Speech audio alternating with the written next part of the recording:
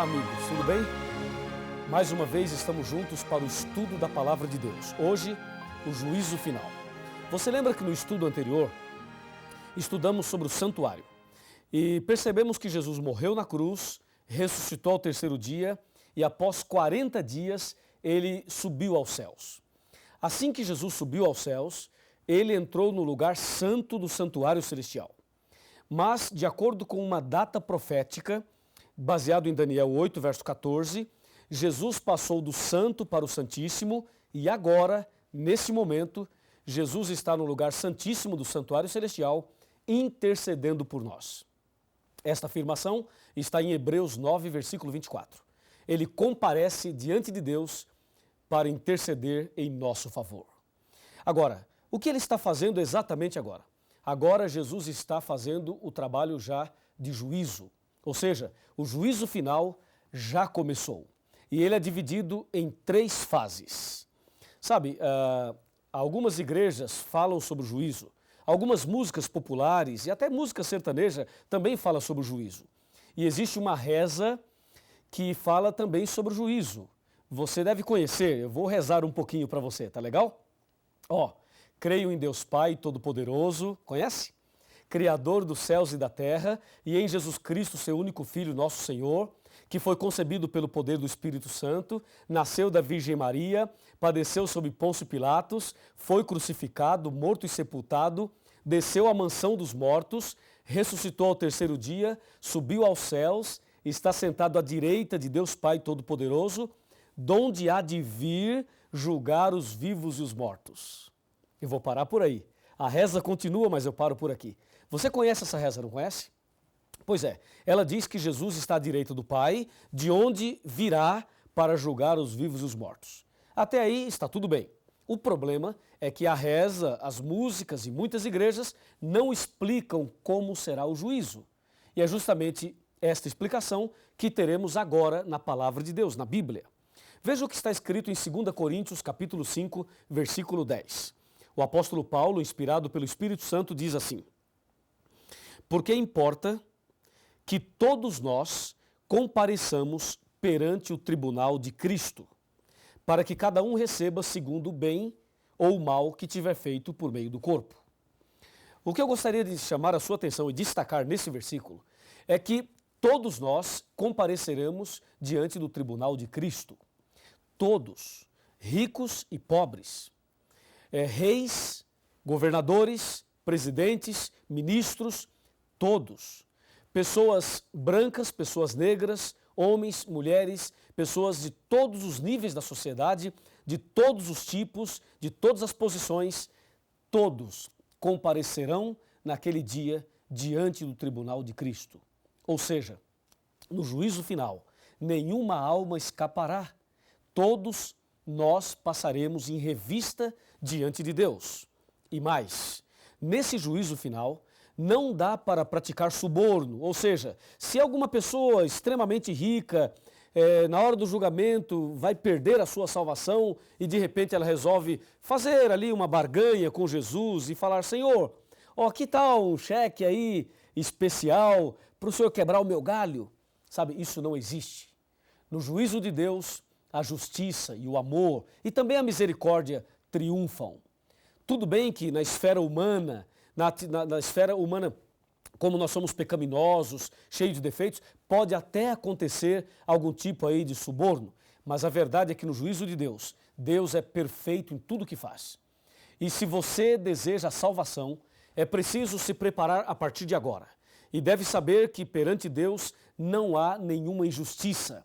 Ou seja, ninguém será salvo injustamente e ninguém se perderá injustamente. A palavra de Deus diz que todos nós iremos comparecer perante o tribunal de Deus. E a pergunta é: o que é que Deus vai julgar? Exatamente o que será julgado por Deus? Me acompanhe nesse pensamento. O que é que Deus vai julgar nesse momento envolvendo todas as pessoas, todos os seres humanos? Abra sua Bíblia no livro de Eclesiastes, capítulo 12, verso 13 e 14. Repetindo para você, capítulo 12. Abra sua Bíblia aí, eu estou fazendo a mesma coisa aqui.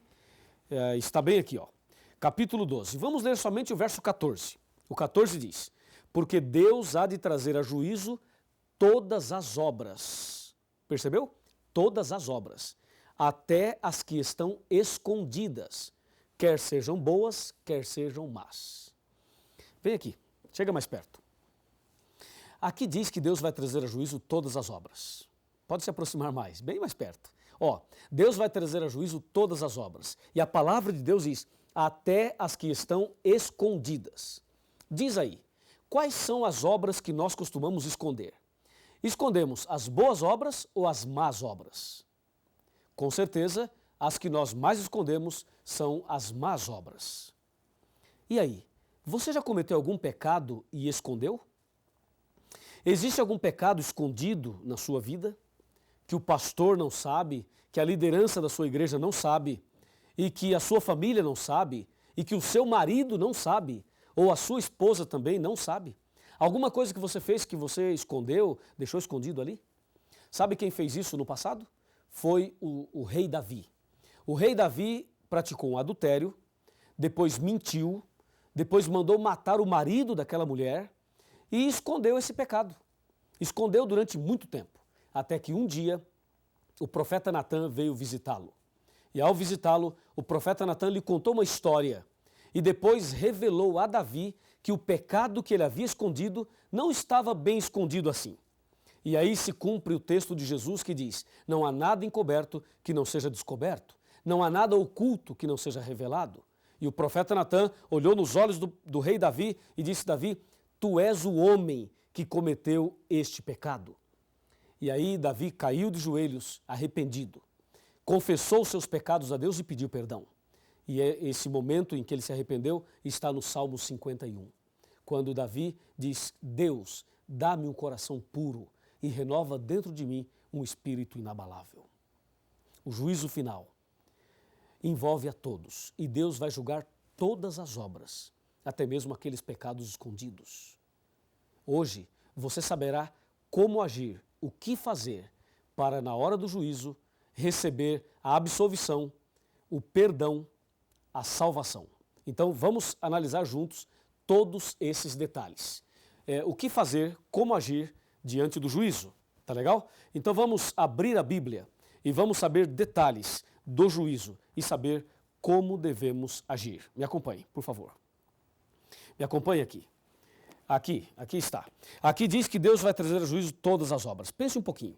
Desde que você nasceu até agora, quantas palavras já falou? Quantos passos já deu? Quantos pecados você já praticou? Quantas coisas boas você já fez? O que se passou na sua vida desde o seu nascimento até agora? Se o juízo final terminasse hoje para você, você estaria salvo ou perdido? Você estaria com a salvação garantida? O que você acha? Pense aí. É o seguinte, se você está em dúvida, se alguma coisa te preocupa, então calma. Nós vamos agora analisar estes detalhes do juízo final. Primeiramente, quem é quem no juízo final? Quem é quem? Quem é o juiz? Quem é o advogado de defesa? Quem é o advogado de acusação? Quem são as testemunhas? E quem são os réus? E qual é a lei usada por Deus como norma no juízo final? Vamos saber quem é quem? Isso está tudo na Bíblia. E eu convido você para me acompanhar nessas leituras e saber então o diagrama do juízo. Quem é quem no juízo final? Para você entender muito bem isso, é preciso saber que o juízo está dividido em 3 fases. A primeira fase está em Apocalipse 14, versos 6 e 7. Abra sua Bíblia, Apocalipse 14, versículos 6 e 7. Está aqui, ó. A primeira fase do juízo diz assim, vi outro anjo voando pelo meio do céu, tendo um evangelho eterno para pregar aos que se assentam sobre a terra, e a cada nação, tribo, língua e povo, dizendo, em grande voz, temei a Deus e dai-lhe glória, pois é chegada a hora do seu juízo, e adorai aquele que fez o céu e a terra, o mar e as fontes das águas. Percebeu? Nesse versículo, ou nesses 2 versículos, encontramos, chegou a hora do juízo. Então aqui temos a primeira fase do juízo, que é o juízo atual, presente, que acontece agora. A segunda fase do juízo está aqui no Apocalipse capítulo 20. e no versículo 4. Aqui diz, vi também tronos, e nesses sentaram-se aqueles aos quais foi dada a autoridade de julgar. Vi ainda as almas dos decapitados por causa do testemunho de Jesus, bem como por causa da palavra de Deus, tantos quantos não adoraram a besta, nem tampouco a sua imagem, e não receberam a marca na fronte e na mão, e viveram e reinaram com Cristo durante 1000 anos. Então aqui nós temos uma outra fase do juízo que ocorrerá durante os 1000 anos. E a terceira e última fase do juízo aparece aqui em São Mateus, no capítulo 25. Mateus 25, versículo 31 até o 34 e depois o verso 41. Observe, Mateus 25, verso 31. Quando vier o Filho do Homem na sua majestade, e todos os anjos com ele, então se assentará no trono da sua glória. E todas as nações serão reunidas na sua presença. E ele separará uns dos outros, como o pastor separa dos cabritos as ovelhas. E porá as ovelhas à sua direita, mas os cabritos à sua esquerda. Então dirá o rei aos que estiverem à sua direita, vinde benditos de meu Pai, e entrai na posse do reino que vos está preparada desde a fundação do mundo. E agora o verso 41 diz assim, então o rei dirá também aos que estiverem à sua esquerda, apartai-vos de mim, malditos para o fogo eterno, preparado para o diabo e para os seus anjos. Entendeu? Aqui nós temos a descrição do juízo final, as suas 3 fases. A primeira está acontecendo agora. A segunda ocorrerá durante os 1000 anos. E a terceira acontecerá depois dos 1000 anos. É bom que você entenda que o milênio é um período de tempo que está entre a volta de Jesus e a descida da cidade santa. Essa descrição aparece em Apocalipse capítulo 20. Quando Jesus voltar, então começa a contagem dos 1000 anos. E quando descer do céu a cidade santa, a Nova Jerusalém, então estará terminando os 1000 anos. Então agora, antes do milênio, acontece a primeira fase do juízo. Durante o milênio acontecerá a segunda fase e após o milênio, a terceira fase. Me acompanhe agora e vamos analisar alguns detalhes das 3 fases e saberemos ainda quem é quem no juízo final. Quem é o juiz, quem é o advogado e assim por diante. Tá bem? Por favor, vem comigo aqui para nós analisarmos. Primeiramente, as 3 fases do juízo. Nós já sabemos que Deus vai julgar todas as obras. A primeira fase, vamos chamá-la de investigação. Juízo de investigação, aquela fase investigativa. A segunda fase vamos chamar de juízo de comprovação. E a terceira chamaremos de juízo de execução. Deu para você decorar? Vamos de novo. Investigação, comprovação e execução. São as 3 fases. Lembrando que a fase de investigação está acontecendo agora e que a fase de comprovação ocorrerá durante os 1000 anos e a terceira de execução ocorrerá após os 1000 anos. A pergunta, quem é quem no juízo final? Eu tenho aqui o diagrama do juízo final. Primeiro, o juiz, na primeira fase, agora, é Deus. Está escrito em Salmo 50, versículo 6. Ali diz que Deus é o juiz. Na segunda fase, durante o milênio, o juiz já não é Deus. Quer dizer, Deus estará ali atuando também, mas, além de Deus, os justos, os salvos, durante o milênio lá no céu, atuarão como juízes. Está aqui em Apocalipse 20, verso 4 e 1 Coríntios 6, versos 2 e 3, que diz, não sabeis que os santos hão de julgar o mundo? Então, na segunda fase, os justos serão juízes.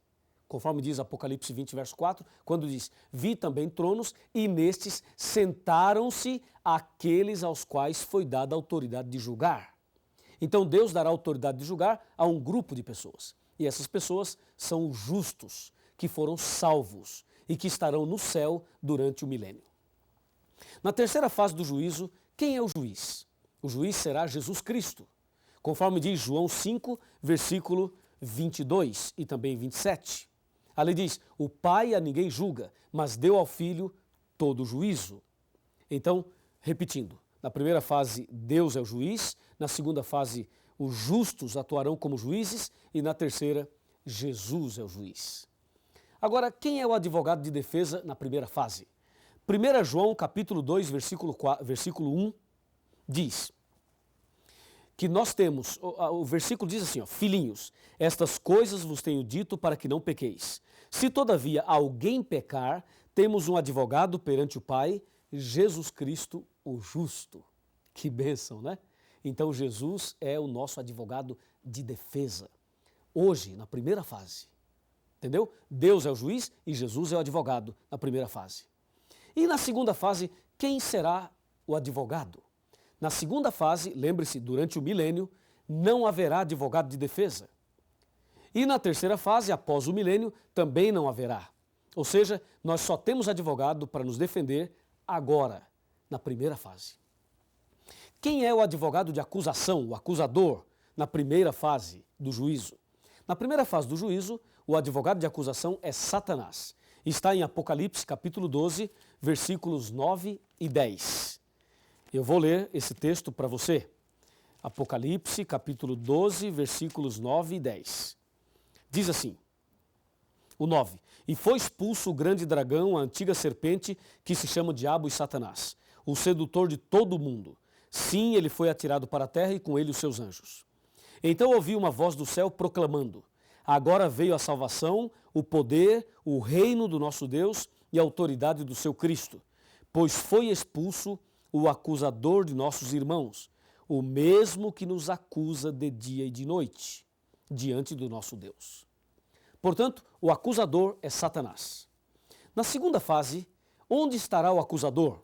Apocalipse 20, versículos 1, 2 e 3, dizem, ali os versículos dizem o seguinte, que o acusador, durante a segunda fase, ele estará preso.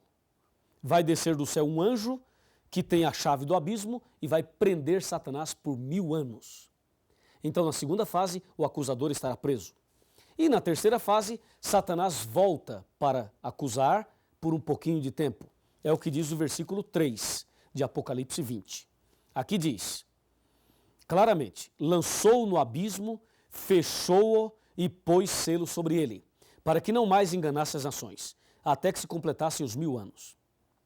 Depois disto, é necessário que ele seja solto por pouco tempo. Então, depois do milênio, na terceira fase, Satanás volta como acusador, mas por pouquinho tempo. Agora, quem são as testemunhas?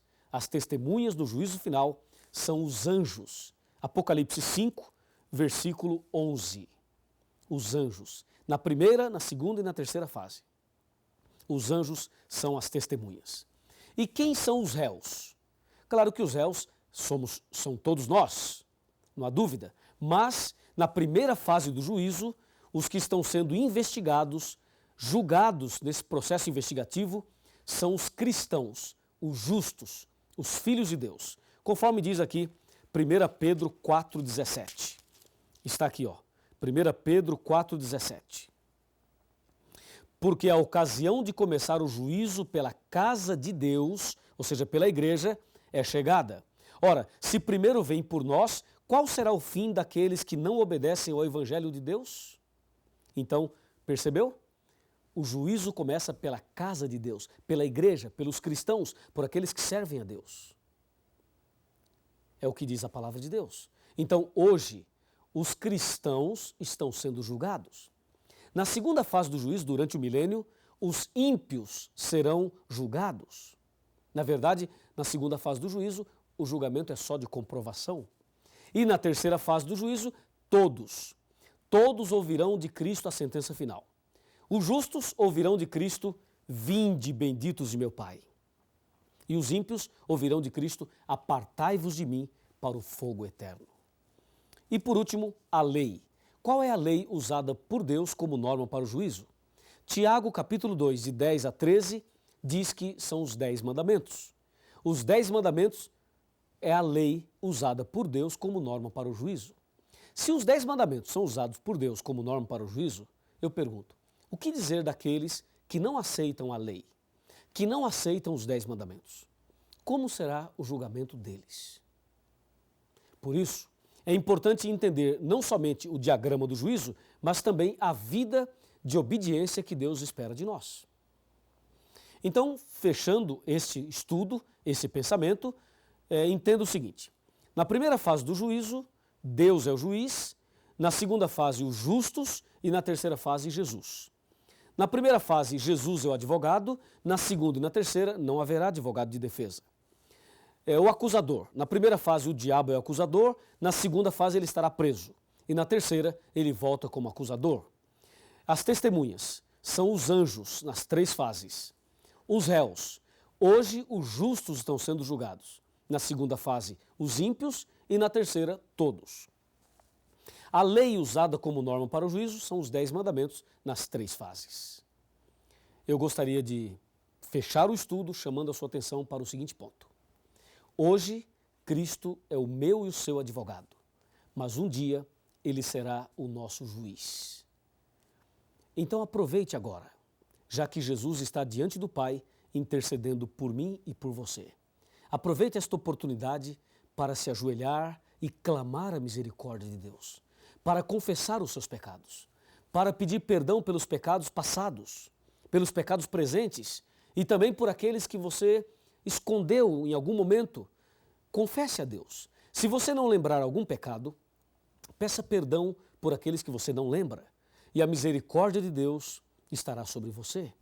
E tenha certeza absoluta, quando chegar o momento final da história, se você for fiel, confessar os seus pecados a Deus, pedir perdão a Deus e abandoná-los e andar em comunhão com Jesus, com certeza você será vencedor e vitorioso. Eu creio nisso e por isso eu convido você agora, já que tomou essa decisão, a orar comigo. Feche os seus olhos, vamos orar. Querido Pai Celestial, muito obrigado porque o Senhor Jesus é o nosso advogado, porque Jesus intercede por nós. Muito obrigado por sabermos também que o sangue de Jesus nos purifica de todo o pecado. Quando chegar o momento da decisão final da nossa vida, que nós possamos estar preparados. Eu entrego esta pessoa nas tuas mãos, em nome de Jesus. Amém. Quando penso em minhas faltas e fracassos, e quantas vezes, meu Deus, decepcionei, eu me sinto incapaz e envergonhado. Não mereço ter jamais o seu perdão, mas Jesus deixou o seu trono lá no céu, morreu na cruz e assim me libertou.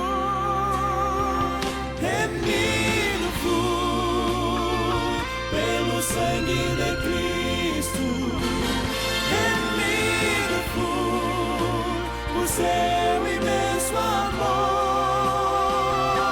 Escravo fui nas garras do pecado, Jesus me libertou. Remido fui, remido fui pelo sangue de Cristo, remido fui por seu imenso amor. Um escravo fui nas garras